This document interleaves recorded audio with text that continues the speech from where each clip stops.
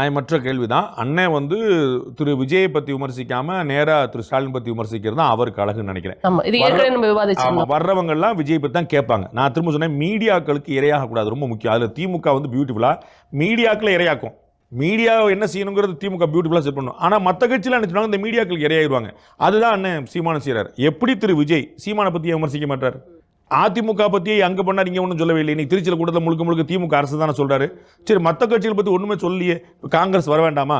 வரணும்ல. அப்போ ஒரு துண்டை போட்டு வைக்கணும்ல. காங்கிரஸ் கட்சி என்ன செஞ்சு ராகுல் காந்தி செஞ்சா ஒரு திட்டலாம்ல. உங்களுக்கு புரியுங்களா?